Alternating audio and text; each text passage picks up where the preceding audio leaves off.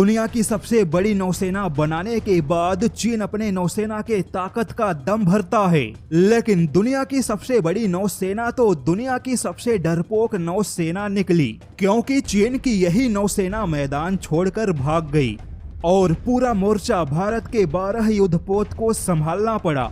जैसा कि चीन को हथियारों की संख्या बढ़ाने पर ही ज्यादा भरोसा है, चीन ने अपने नौसेना को अमेरिका से भी ज्यादा युद्धपोत बनाकर दे दिया। चीन किसी फिल्मी स्टाइल में अपने युद्धपोत के ताकत को पूरी दुनिया के सामने दिखाता भी है, लेकिन हकीकत में चीन की यह नौसेना मैदान छोड़कर भागने वाली नौसेना साबित हुई। दरअसल चीन की भगोड़ी नौसेना को लेकर बहुत ही चौंकाने वाली खबर आई। खबर कुछ ऐसी है कि 2008 में चीन ने समुद्री सुरक्षा के नाम पे एंटी पायरेसी एस्कॉर्ट फोर्स यानी कि APEF बनाया और चीन के ऐसे एंटी पायरेसी एस्कॉर्ट फोर्स में सीधे सीधे चीन की नौसेना शामिल है। एंटी पायरेसी यानी कि समुद्री लुटेरों के खिलाफ यह फोर्स बनाया गया।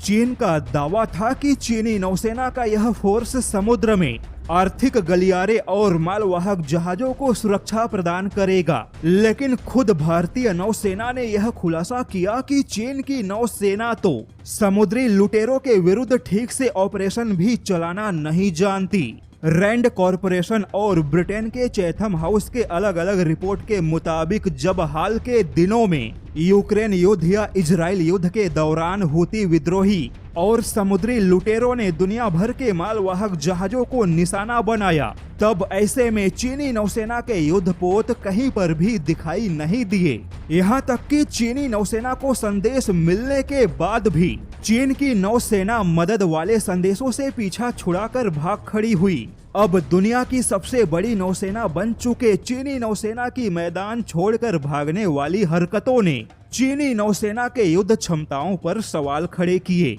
जबकि इसी दौरान भारतीय नौसेना के 12 युद्धपोत ने लाल सागर से लेकर अदन की खाड़ी तक कई सारे मिशन को अंजाम दिया। समुद्री सुरक्षा सर्वोपरि जैसे बातों को ध्यान में रखते हुए भारत की नौसेना ने एक बहुत ही मजबूत और कुशल नौसेना होने का परिचय दिया। समुद्र में ऑपरेशन कैसे चलाया जाता है, समुद्री डकैती को कैसे नाकाम किया जाना चाहिए, दुश्मन को कैसे न्यूट्रलाइज किया जाता है, इन सभी को लेकर भारत की नौसेना ने पूरी दुनिया के सामने एक नया एग्जाम्पल सेट किया।